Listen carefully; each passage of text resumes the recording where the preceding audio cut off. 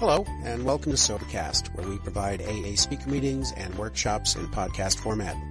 We're an ad-free podcast, and if you enjoy listening, please help us be self-supporting by visiting Sobercast.com, look for the donate link, and drop $1 or $2 into our virtual basket. We hope you enjoy the podcast. Have a great day. I appreciate, Dick, you're telling people to grab one of my books, but I wish you had said, and also pay for them. Authors don't get their books free, but I know that anybody here you're going to be honest. One thing I learned in AA was to be honest and ethical about all things. They invited me up to Dearborn, Michigan one time to speak, and it was in the Hyatt Hotel there, and I was packing up ready to leave, and I noticed the soap dish was in the shape of a seashell, and my wife loves seashells. And I put that in my suitcase, and then I thought, well, no, this wouldn't be right to take this soap dish. It's bad enough that I'm taking the towels.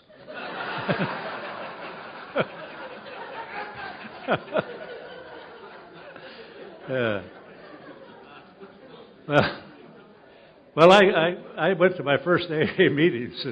I said in the talk last night that it was early in October in 1948. The one thing I remember about those meetings in California then, that there was a kind of a breathless feeling, like people couldn't believe that some way had been found to stay sober. You seemed to get a lot of gratitude feeling in the meetings. You see, the oldest person sober then would have been Bill Wilson, and he would have had 13 years. So, but California then was a lot of people were coming into AA real fast. I think that people took geographical cures from the east, and then they got to Los Angeles, and there was the ocean. They couldn't go any further west, and they had to get sober. In 1948, California passed Ohio in AA membership and has held the lead ever since. I don't think there's any question about it that the most AA members are in California. And there was we heard these talks. I heard these talks, and they really impressed me. I think I said I'd been in jail 2 or 3 times, and I'd hear some guy that had been in jail 30 or 40 times. And God, I felt like a piker, and because I'd only been in jail a few times, And the big problem, we have with people is people still don't think they're alcoholics. They still think maybe there's the way to drink safely. And I think I was encouraged about that because I was so young, and then hearing all these spectacular stories. On the one hand, the spectacular stories were good about the car smashers and people who had done all kinds of bad things. But then on the other hand, other people who hadn't done all these things were beginning to think, well, maybe they don't belong here. And so we have to keep convincing ourselves and other people that we belong here. But I've heard many people say that they wondered whether they were alcoholics just because maybe they hadn't done anything that somebody else has done. Well, fortunately in AA we have people at all levels. I found that AA gave me probably the first real friends I'd ever had. I never had many friends when I was drinking. If I had died in 1947, they would have had to enlist some pallbearers because I don't think I would have had 6 people to carry the box around. I was really kind of overwhelmed in the beginning by the big book and the stories that I heard. I mentioned last night that 2 of the first 3 people I met were from Akron. And I really do believe that there was something special going on in Akron. We just saw the stuff here, the pictures and so on. I believe in something called synchronicity. Many people familiar with that term, synchronicity. It's Bill Wilson, if he had ever used it, he would have said it's a $10 word, He would have apologized kind of for using it. But it just means that things are kind of work out in an amazing way, and it also looks like chance, and yet we don't really believe in chance. Long before I ever heard the word synchronicity, I heard AA members say that, well, you and I don't believe in chance. And to me it was amazing that Bill Wilson He was a failed stockbroker, and he got this opportunity to go out to Akron in 1935 to try to take control of a little tool company called National Rubber Machinery. And he was working from a place of weakness. He had no money. He had some backers in New York, but they had no money. And they just thought that they could persuade some of these people to let them vote their shares. They call that a proxy fight. And maybe they could take over this company. And at that time, it would have meant a great deal to Bill because he was flat on his back financially. Lois was supporting him with her job at a department store. And it would have paid a salary of $14,000 a year in 1935, and that would have really put them on their feet.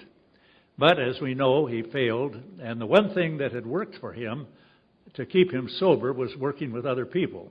As the slide showed here, he had nobody had ever gotten sober that he'd worked with in New York, but he'd stay sober. And that was the main thing to him. He wanted to stay sober. And so he made these calls and got in touch with Dr. Bob. Well, then I learned later on, much later on, I used to call Henrietta Seiberling on the phone and talk with her, and she called me a few times too. I never met her in person, but she told me that just a few weeks before Bill called her, Dr. Bob had finally admitted to the Oxford group people that he was meeting with, he admitted that he had a drinking problem. He said, Henrietta had kind of organized a special meeting where they would all talk about some of their most serious problems. And the purpose of it was to flush Dr. Bob out and get him to admit that he had this problem. Well, he did. He said, well, this may cost me my profession, but I'm a secret drinker. Well, it was a secret only to himself. Yeah, everybody else knew about it. But the amazing thing to me, though, is that he made this admission and brought it out in the open. And we feel in AA that a person should have some interest or acceptance before you can talk to him about his problem. You can't just hit somebody cold. And so, 2 or 3 weeks later, when Bill called, Henrietta said, and he said he was a rum hound from New York and a member of the Oxford group, and Henrietta said, well, this is manna from heaven. This was, well, what we would call synchronicity. First, Dr. Bob makes this admission, then Bill calls, and then that gives, since he has made this admission, Henrietta can call up Ann and say, hey, I got a guy that can talk to Bill. And boy, to me, that's amazing. Somebody was running that. And of course, I believe it's controlled by God, our higher power. And how it's done, I don't know. But I think everybody can look at his own life, his or her own life, and see where there have been seeming coincidences that shaped your whole life. You might have just happened to meet somebody that introduced you to the person you married, or met somebody on a plane or a bus and got a job as a result of it. That happens to everybody, and I think that's synchronicity. Bill had a lot of other beliefs. I always heard that Bill believed in reincarnation. Well, I don't, but I did in a previous life.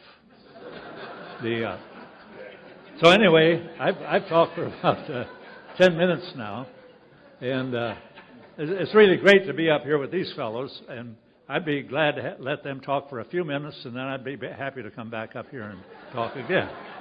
So I'll sit down now, and I guess, is it Tom? Tom, yes. Yeah, well, good to see you, Tom. Good to see you.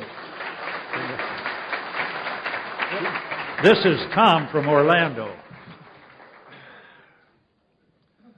Hi, my name is Tom. I'm an alcoholic. And I think I should have sat down when he said 30 years or 35 years, you know. But I'll tell you, it's really, what do you call it, specificity? It's serendipity. About a week ago, I was working in the intergroup office in Orlando, and I saw this little brochure about the archives meeting in Macon. I'm not an archivist, but I like to get out of Orlando as often as I can.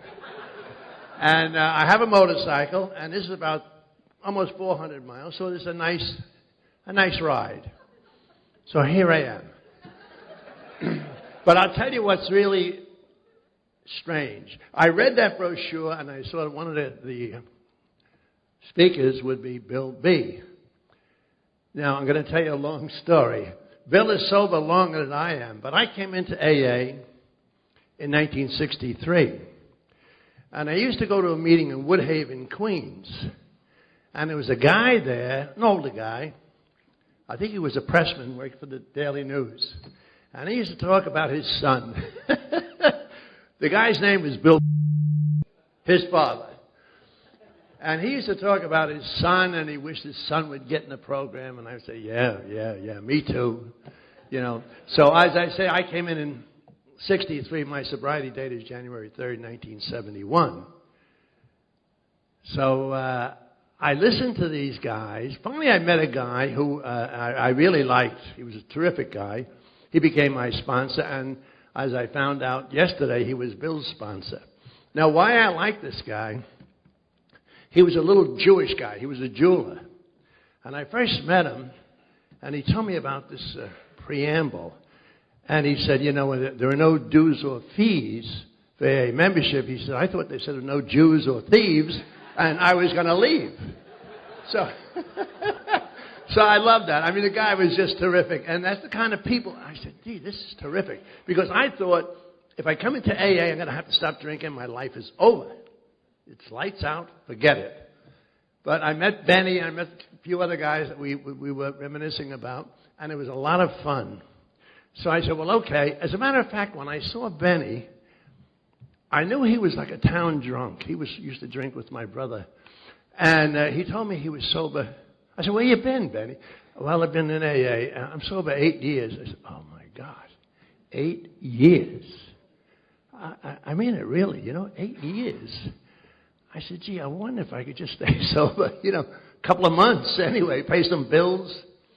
But what happened, I was in and I was out, and I was in and out. And then finally, you know, we have to reach a bottom. I had a job that was conducive to alcoholic drinking. I was a teacher.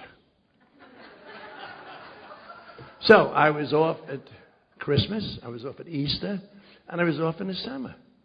I see some of you nodding your heads, so I guess you were also, quote, educators. But what happened was eventually I started getting in trouble at home. You know, I used to get drunk on a Friday night with my brothers, and of course my wife would say, all right. And then it was Saturday night, and then it was Sunday, and then it was Monday, and then she said, I've had enough, really. So she said I was an alcoholic and introduced me to a priest who said I was an alcoholic. So I went to see another priest in the presentation group, Father Frank Kelly. I don't know if you knew him. Okay. Well, he started talking to me about, you know, the process and, you know, being a responsible citizen and being a good father. And all I wanted was a drink. So he was talking to me, I guess, for about an hour. I had no idea what he was talking about.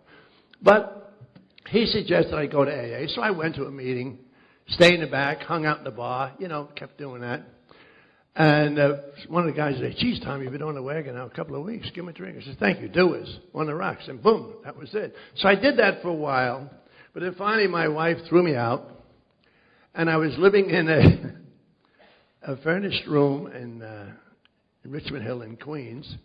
And this was 1970. And it cost $15 a week. That's New York City. It wasn't like Waldorf. But anyway, that was sort of my bottom. But at first I thought that was a good idea because now I could drink with peace and nobody bugging me. You know, I had 7 children. You know, and, you know, it's tough. I couldn't drink at home, so I would get in an argument and end up in the bar. And I'll just tell you one incident. I remember one Sunday, I was watching a Giant game. I've been a New York Giant fan for 100 years. Anyway, I said to my wife, Peg, would you get me a can of beer? She said, I'm not calling in sick for you tomorrow. And I said, it's 1 o'clock. What are you talking about? You know what? She was right. I had that 1 can of beer, and I was off to the races. It's just, I found out afterwards that I had this addiction to alcohol. But anyway, she threw me out, and I in and out of the program. But finally, things happened that I said, this is not good. I wanted to get back with my family. I was sober 3 months, and I wanted to get back with my family. And she said, well, listen, you're doing good now. You're not drinking, and we're doing fine. So let's just keep it the way it was. That was Christmas Day, 1970. So I showed her, right? I went out and I got drunk. I was drunk that week, but you know what shook me up, and I recall this, I got drunk Christmas night, and the next morning, 10 o'clock in the morning, I'm in this bar on Liberty Avenue in Richmond Hill with all these old guys. You know, I mean, I was 39. I said, something was wrong. 10 o'clock in the morning, and I was half bombed. I said, this is not so good. So I said, well, I'm going to get back in that program, and I'm going to do it for myself. Although New Year's Eve, I drank with my brother. I had two brothers who were attorneys, and we were drinking buddies. And the one guy said, I know, Tom, you're going in and out of this AA stuff. You really don't need that. What you have to do, we're going to have a few drinks tonight. But listen, don't get crazy. We're going to have something to eat. We'll have a few drinks and behave. You got it, Rich. Beautiful. 10 o'clock that night, the police were there. I don't know what happened.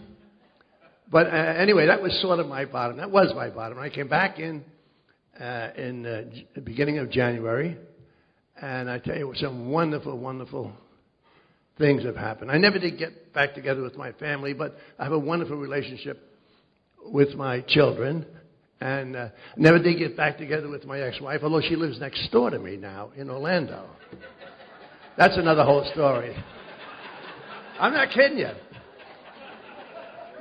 I was sick in '95, and I called my oldest daughter. I said, Eileen, listen, I never asked for anything, but I need help, really. I'm not feeling very well. So she says, okay. So the next day she says, well, the only one who has any vacation time is Mommy. Now, Mommy threw me out in 1970. But she came down, and she was sort of making tea, you know, so I didn't break my leg in the shower. And the lady next door to me said, well, Tom, gee, I'm sorry you're sick, but I want to tell you I'm getting married. I'm selling my house. Now, I live in a community, a mobile home community with 1,100 homes. It's on a golf course. It's really very, very nice. So Peg, my ex, says, I think I'll take a look at that house. I said, it's a good idea. This is a great place to live. It's reasonable. It's very secure. So she goes back to New York, and she was talking about retiring. I said, well, this is really, Orlando's very nice. Well, she goes back home, and a month later, my oldest daughter calls me. She said, Dad, are you sitting down? I said, yeah. Why? Mommy bought that house. I said, Mommy bought what house? The house next door. And she's been there. She's still angry. You know. I mean, she's been pissed off since 1965. And that's just the way it goes, you know. I don't know whether she bought the house to get back at me or what. But there she is.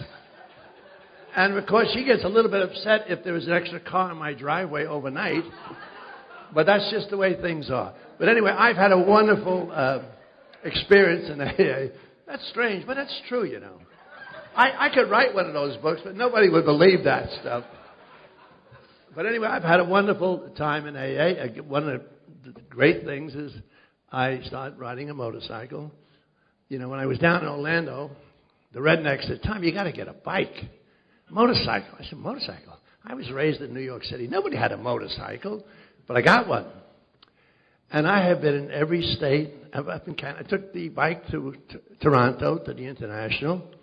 And I've been in every state, meetings in every state. It's a wonderful, wonderful experience. That's just one of the things that AA has given me. One of the fun things, you know. There have been tragedies. You know, the family members die. But that's all part of it. I learned that it's just for today, one day at a time. And as I learned when I first came into AA, things will get better. Because I didn't believe them. Well, I have to tell you, then we'll let Bill. When I first got sober, I wanted to pay some bills, get the family, you know. But that wasn't going to happen. So I stayed in AA, stayed sober. Because I say, I know what I'm going to do.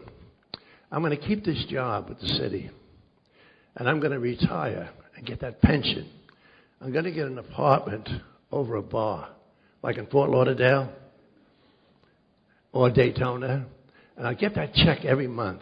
So I'll pay my room rent, I'll pay my bar tab, and what could be better than that? And I really thought that. I really said, this is not a bad, that's a good plan. But of course, with sobriety, you learn there's so many more great things. One of the things I learned, that I'm not a bad guy. It's a wonderful thing to know that you're all right, that you can do anything you want to do. With that, I thank you.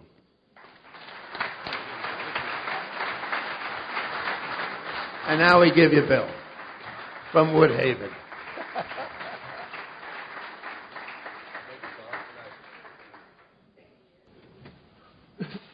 Hi, I'm Bill Alcoholic, and I'm sober tonight through the grace of God, the fellowship of AA, and a lot of people who have helped me stay sober for a while now.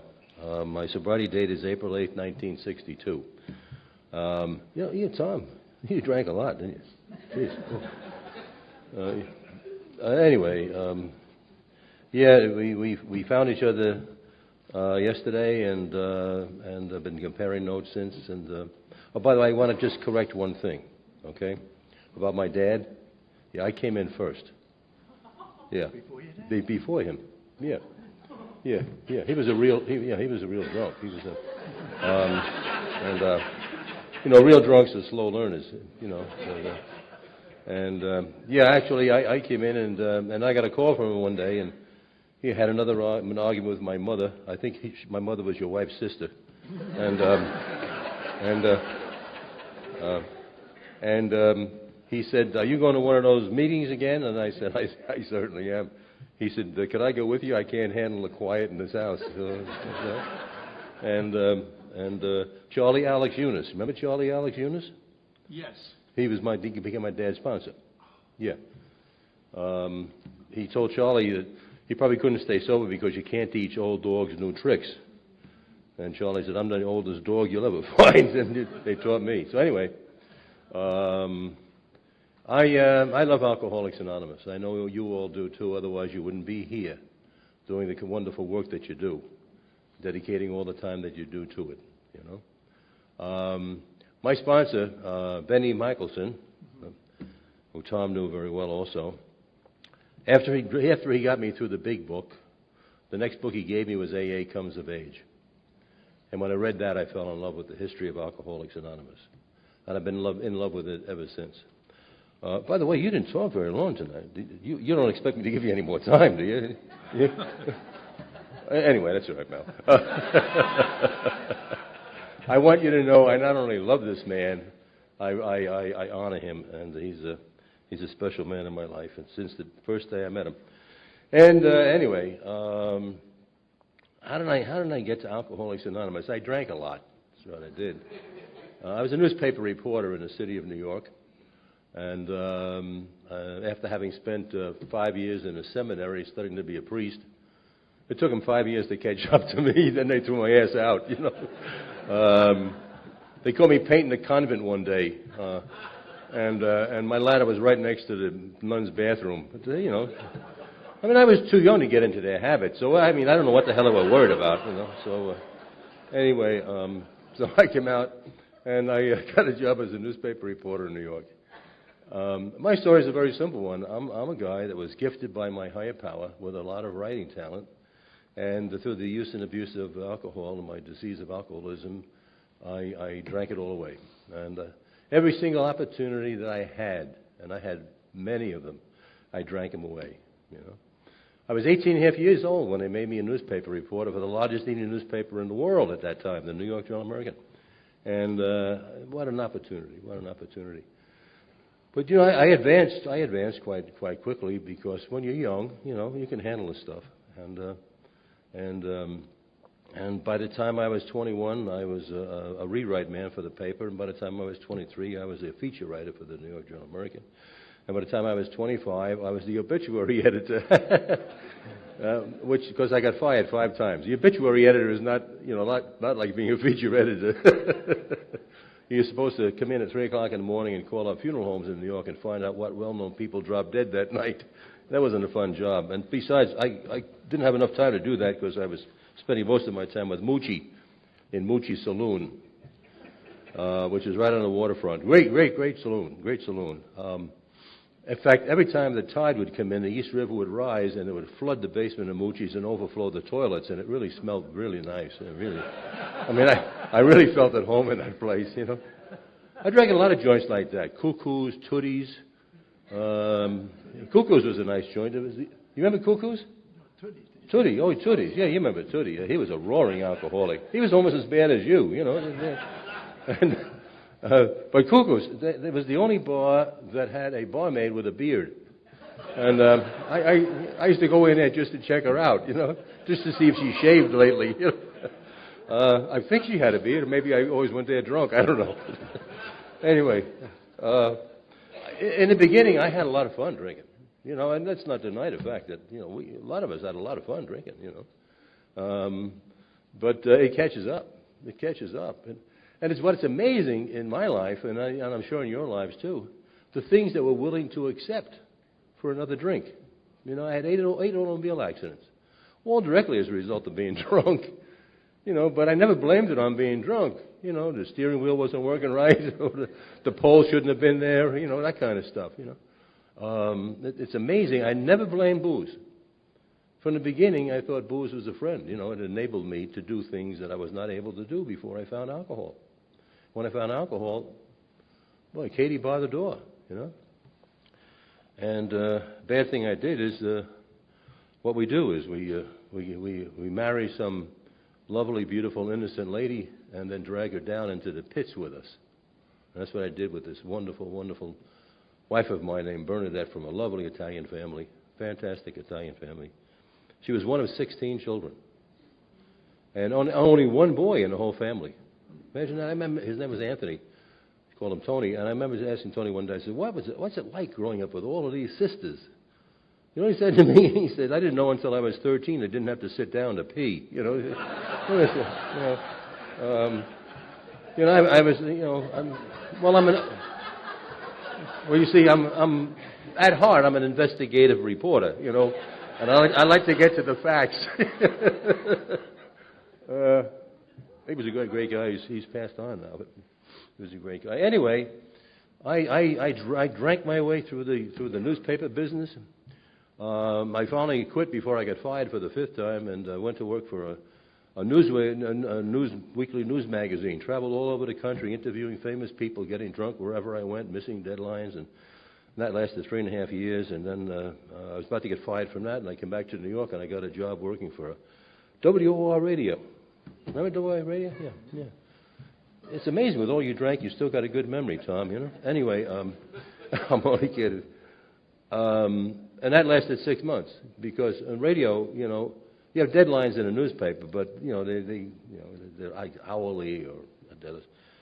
And John Scott, who was the head of news at WABC at WR Radio, kept saying to me, when we go on the air for the 105 news, we gotta go on the air at 105 and have the news, not 106, not 107. 105. All right, John. You know. So he liked the way I wrote the news, but I was always, not always, but often too late. So he was about to fire me, and I got a job working for a very small PR firm in New York. Every public relations man I had ever met was a drunk like me, so I figured I'd be safe there. I wasn't. In fact, I was sharing with Willie today when I went to work for his firm.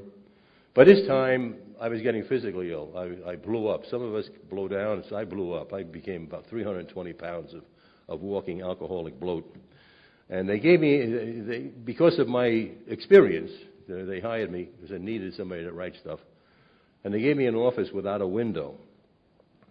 And so I go out and have my 3-hour liquid lunch, and I come back in my windowless office and close the door. And then the boss would knock on my door, open the door, and almost pass out from the smell, you know. So I lasted there 3 months, and then I became almost unemployable. Through the grace of God, I got very, very sick, very, very sick, and I wound up going to see a psychiatrist. And I used to always, like have 3, 4, 5, 6, 10, 11, 12 drinks if I had to face something important in my life, like getting married, something like that. But here I'm going to go see a psychiatrist. So I stopped off at Fred Funk's Saloon, and I had about 5 or 6 really double shooters. And so by the time I went to see this guy, the reason I was going to see him because I thought I was crazy. It made so much sense to me, I would think about it, and then one night at a 3rd Avenue bar, it just came to me that I was nuts. And so that's why I went to the psychiatrist. And so I stopped off at the bar and got ready, and by the time I was ready, I was half loaded. He sat me in a chair in front of his desk, and I laid my belly on his desk. He told me later on when he saw me, he said I looked like Porky Pig with a hangover.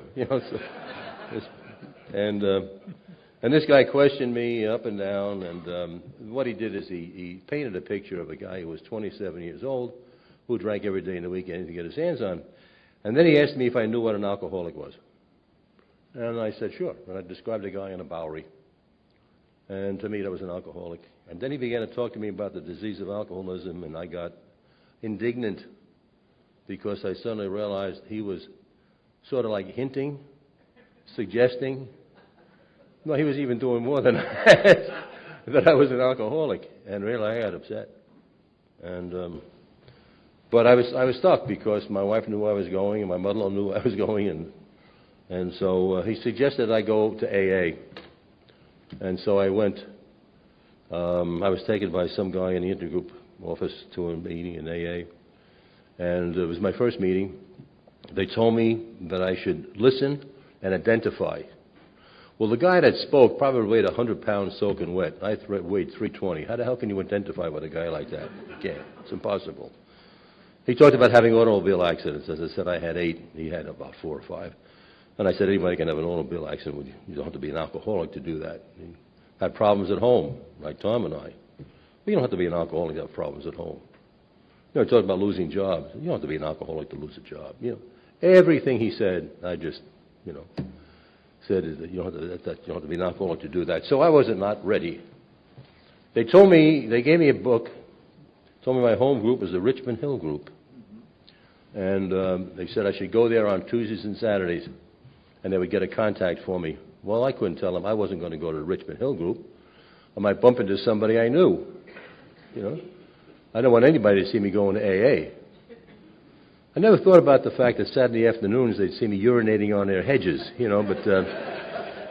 but they see me going to AA, So I went. That's how I wound up in the Woodhaven group, 3 miles out of the way, and stayed around about 3 months, and then went out and drank again. And on August 7th, I wound up sitting on a window ledge of a hotel in New York City. The old Margarita Hotel, where now it's the 21st station, police station is there now. And there was an air shaft in between buildings, and I crawled out on the ledge because at 28, my life was over. I now had 2 DAs looking for me on bad charges. I had all kinds of phony loans, and I was in a lot of trouble at home and elsewhere. And so I thought But you know what I found out that afternoon? That alcoholics don't want to really kill themselves. They don't want to die. They just don't know how to live. I didn't know how to live. And so I crawled in and figured I'd go home and leave my wife for good. And instead she said to me, instead of yelling and screaming, and she hadn't seen me in a couple of weeks, she said, for God's sakes, Bill, why don't you give AA another try? Now, I never knew my wife loved me like that.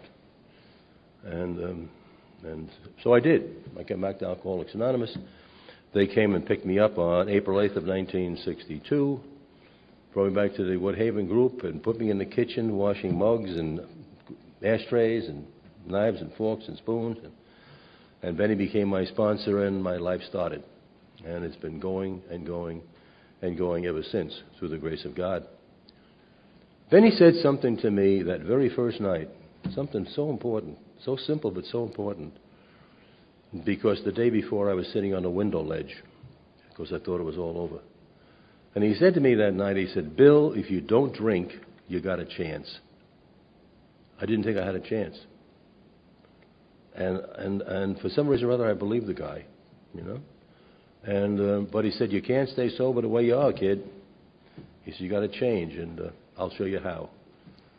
And he became my sponsor and wound up taking me through the 12 steps of Alcoholics Anonymous and setting me on a course of a life that I never knew I could have. Because at that point in my life, I had no more, really, dreams. My dreams are shot, you know. I didn't think I could accomplish anything. And I tried sitting in front of a blank piece of paper at a typewriter one night, sober, and my hands shook because I hadn't written anything, ever, really, of any substance, without having a few drinks. You know, when I would sit at the rewrite battery at the newspaper writing stories, you know, I had a pint in my drawer. But anyway, eventually, you know, we learn. We learn how to dance again sober. We learn how to make love again sober. We learn how to do everything. We learn how to live sober. And that's what happened. I learned how to live sober. And then what I also learned was that the talents that God had given me were not dead, had not gone away. They had been simply buried under the rubble of alcoholism. And that if I stayed sober, I could become a productive human being again and use those talents. And that's what happened. I was sober. I got a couple of fairly decent jobs. One in Nashville. We moved to Nashville, Tennessee. Lived there. I was sharing that with a lovely young lady today. And then I moved to Cleveland. Got a terrific job in Cleveland. And then I had an opportunity to go back to New York. 3 guys in Cleveland, pretty very wealthy guys, put up some money and financed me in my communications business. You know, in 1968. 6 years. 6 years. I was now starting my own business. 3 years later, an investment banker introduced me to 3 other guys, wonderful guys, who wanted to start an independent film production company in New York. And he said he thought I might make a good 4th partner. So we met, we talked, we liked each other, and we all fit hand in glove, each of our specialties, you know. And so we started a company called Artist Entertainment Complex, and very quickly I'll just say that we made a movie. The first movie we made was called Kansas City Bomber. I don't know if everybody, you're too young to remember that. It was about Raquel Welch was a star in the roller derby. Yeah. And I was sharing with Willie today, watching Raquel Welch skate around that roller derby rink in, I can't get it out.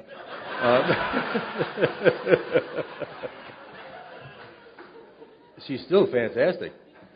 In these black, tight-fitting black pants, you know. I fell in love with the business. Then a friend of mine, a fellow named Peter Moore, some of you might have read of some of his books. He's a wonderful, wonderful writer.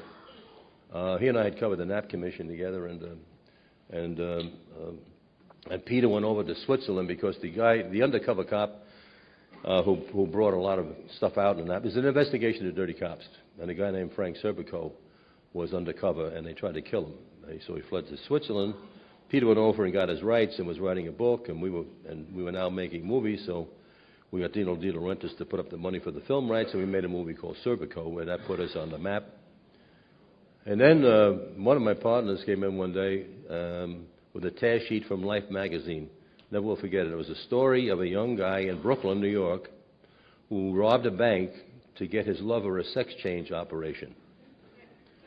And he said, "What do you think?" I said, "Well, it's really not my cup of tea, but it sounds like a hell of a story." And so we did it, and we got Al to play it again, and we made a movie called Dog Day Afternoon. And then, that turned out to be a good movie. And, in fact, I had a best friend. I tried to talk to him, but he wouldn't listen to me. But anyway, that's well, my wife was mad at me, too, for a while. In the meantime, Bernadette, my wife, my lovely wife, who stayed with me, Dr. Bob used to say to Bill all the time, "Why do these women stay with us?" Yeah, how do you answer it? Why did Bernadette stay with me? She loved me, she says. We're married 56 years, so I guess she did, you know. And we had 4 kids when I got sober. Then we wound up with 9 kids. Because, well, a lot of things begin to work again when you sober up, you know. And anyway, we got 23 grandchildren. So we have a wonderful AA and Al-Anon family, you know.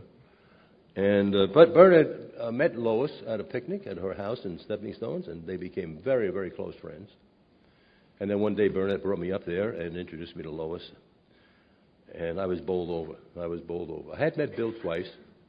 Not like Mel. Mel got to know Bill really well. I met Bill at 2 of his birthday dinners, the intergroup dinners at the hotel. Yeah. And but I didn't ever imagine that we would have Bernadette and I have a wonderful relationship with Lois for the next 15 years, where she used to spend Christmas and Thanksgiving at our home, and we'd spend a little Christmas up at her place, and she only lived 20 minutes away. So Bernadette takes me up there, and I meet her, and I go upstairs. I'm sure many of you have been to Stepping Stones. Upstairs is this big, long room that Lois turned into a museum of AA and Al-Anon. Pictures of the early members, and she captioned everything. She was a very detailed lady. You know, she was a real archivist. That's what she was. And the desk where she started Al-Anon and on and on and on. And then these albums filled with cards and letters and pictures from people thanking them for saving their lives. These letters came from all over the world, you know, from England and Germany and Scandinavia. And, I mean, I was bowled over. So I went back downstairs, and I said, Lois, did Bernadette tell you that I'm in the film business? And she said, no, she didn't. And I said, I would love to write a movie about, you know, your lives, you and Bill, you know. And she turns to Bernadette and says, well, can your husband really write? And so, of course, I'm so humble I don't let those things get in my way. In fact, my sponsor tells me I'm so humble, I'm proud of it. Anyway, I don't worry about it anymore. I used to worry about it, you know. I used to worry about it, being a humble guy.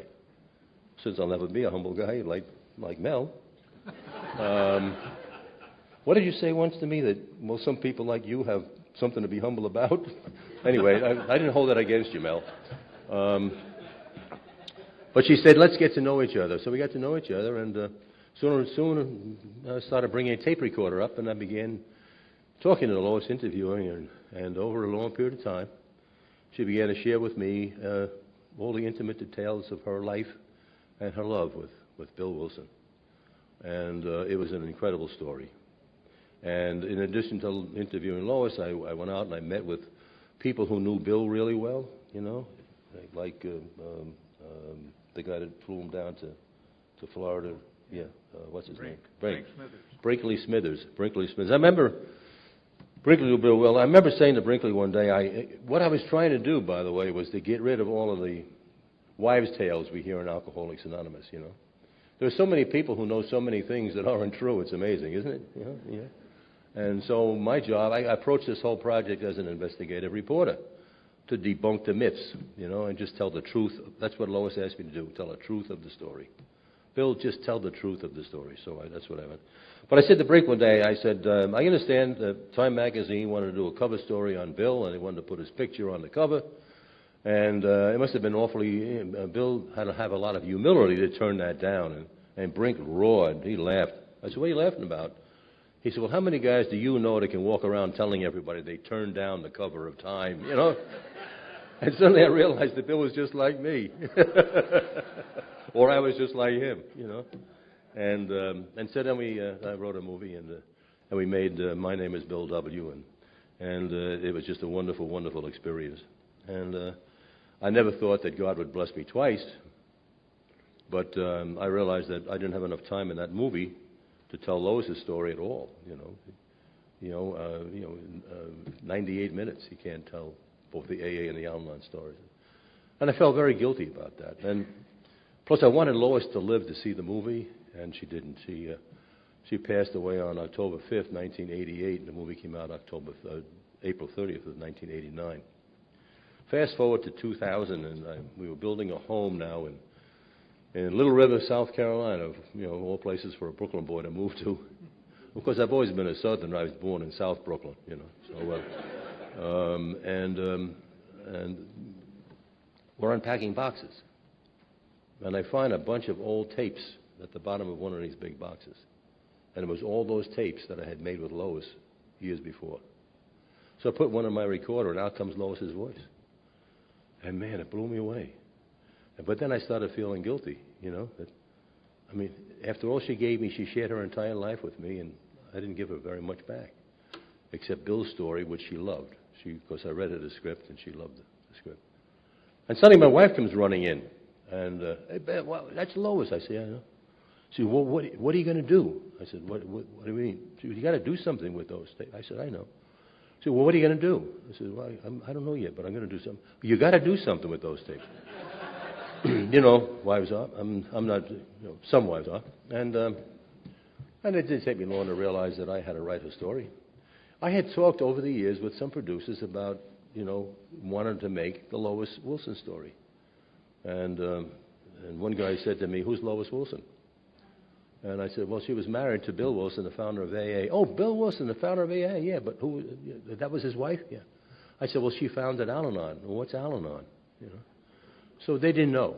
Lois had been anonymous for a long time, and Al-Anon was not that well known. Still is not well known enough. And so I decided I'd write a book, because if you write a book about somebody, they become important enough to make a movie about sometimes. So I wrote the Lois Wilson story, When Love Is Not Enough. And Hazleton, we had 3 publishers, but I felt Hazleton was the right one to go to. And then when the book came out, I got a call from my old friend Brad Moore, who was the president of the Hallmark Hall of Fame. And we built a wonderful relationship when we made My Name is Bill W. And Brad said, hey, somebody sent me a copy of your new book. Why the hell didn't you call me up and tell me about it? I said, well, we're shopping it around to various producers. He says, the hell you are. He said, we did a wonderful job the first time around. Why can't we do a wonderful job the second time around? So he said, I'll meet you. He said, well, why don't we all meet at Stepping Stones and talk about it? So Brad and 3 of his people came in, and Peter DeShow, who had been the executive producer of My Name is Bill W. and we stayed friends all those years, he flew in from L.A., and myself and my wife Bernadette, and we all met at Stepping Stones, and we talked about it. It didn't take us long to decide that Hallmark was willing to make a terrific movie. They were willing to go up to $10-12 million, which is unheard of for a TV movie.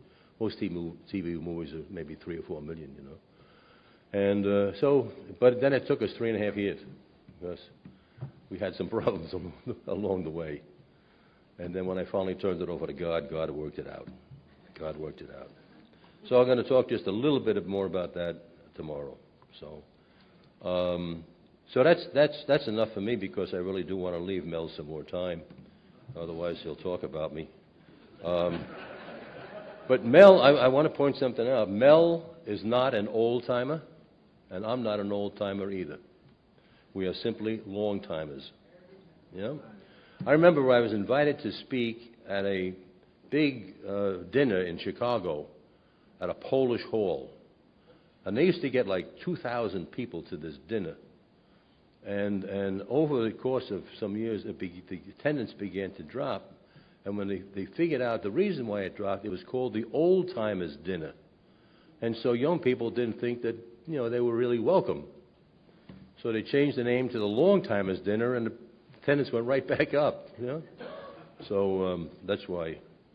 Plus the fact that, you were what, 11 when you got sober? Yeah, because I was 9, Yeah. Isn't this some program? Huh? Isn't this some program? And the people that we meet along the way, it's incredible. I'm very, very grateful to Alcoholics Anonymous. I'm very grateful to people like Mel and people like Tom and people like Dick and people like Ross and people like you. I really mean that from the bottom of my heart. The work you do is so important, to Alcoholics Anonymous, to help us keep this story alive, and vibrant and exciting, God bless you, over these years. That's what I've been dedicating these last 10 years of my life to. This is such an exciting program. I mean, when we sit at meetings and see newcomers come in, and they can't, they're and then watch them, 6 weeks later, and their lights go on. And we've been witnessing this miracle right in front of our eyes. Yeah. Let me just close it this way. My mother-in-law, Bernadette's mother, and I for a long time, didn't care for each other. She didn't like me because I was abusing her daughter and her grandkids. I don't know why she held that against me, but she was always praying for me. Mama was always praying for me. I wound up living in her basement. My wife and I dragged my wife down to her basement. We were living in her basement with the 4 kids. And I would stagger in there. When I would come home, I'd come home to sober up. I didn't drink at home, thank God. But I was drunk enough when I got home. But when I'd walk in that side door to go down to the basement, you had to pass the dining room. And Mama was always sitting at the dining room table praying. She had big stacks of prayer cards, the Lives of the Saints, the New Testament, and 2 sets of rosary beads. Now that's a prayer. That's a prayer, And I knew she was praying for me, and I got very upset. And I would stand there drunk as a skunk and scream at her. Stay out of my GD life. I don't need you praying. And she would never even turn around and look at me. She'd just keep on praying. Yeah. Then I sobered up, and things improved slightly, and I didn't know how much they had improved until we moved to Nashville, Tennessee. It was a fairly decent job, so the company got me a home and a car and all that kind of stuff, and it was wonderful. And then we were expecting our 5th child, and I went up to New York and I got Mama and flew her down with me to take care of Bernadette and the other kids, because Mama loved babies. When you got 16, what are you going to do? You got to love them, right? And it was a wonderful, wonderful stay. And one night, I'm sitting in my den, about to do some writing, and Mama comes past in the hall, heading for the dining room to do some praying. And she's got all of her paraphernalia with her. She's got her prayer card. I'm not kidding. She's got her prayer cards. She's got her New Testament, her Old Testament, and a set of rosary beads.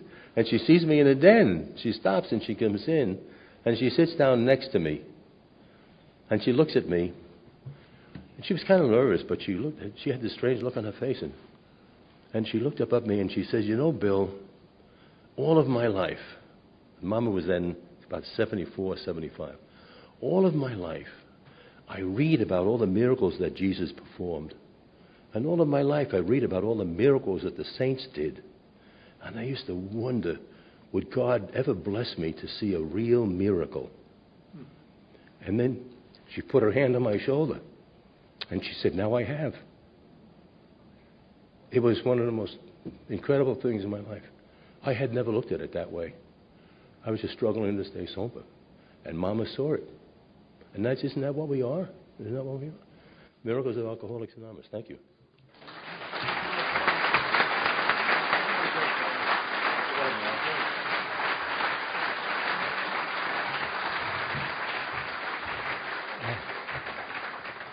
Well, I didn't know I was supposed to wind this thing up. It was supposed to end at 9:15.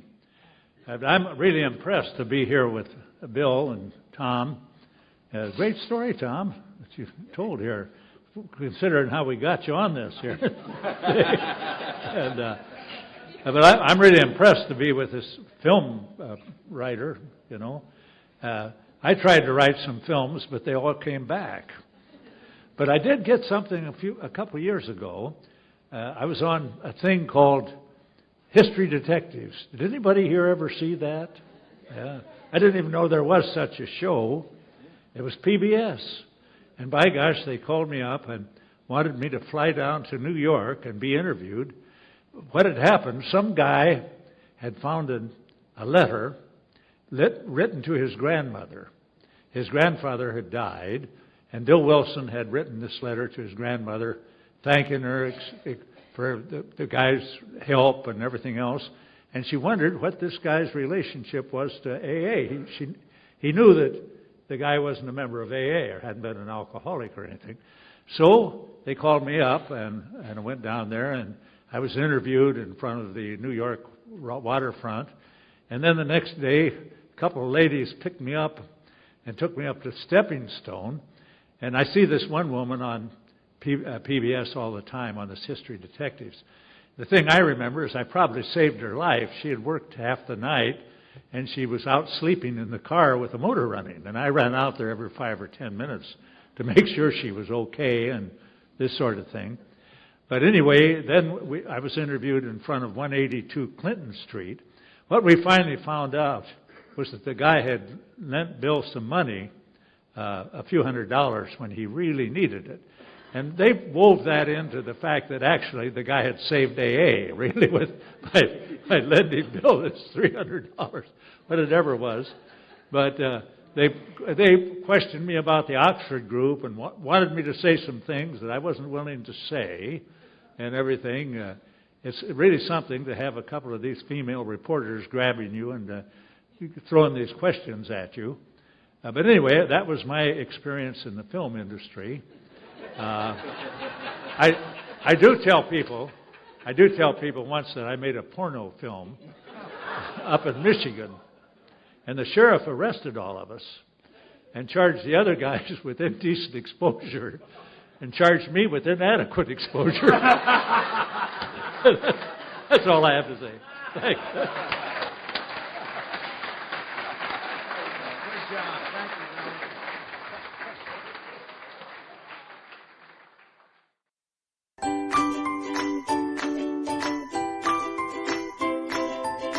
Thanks for listening. I hope you enjoyed the podcast. Sobercast is ad-free, and we'd like your help in order to keep it that way. So if you'd like to help us be self-supporting by pledging $1 or $2 a month, visit Sobercast.com and look for the donate links. Thank you very much.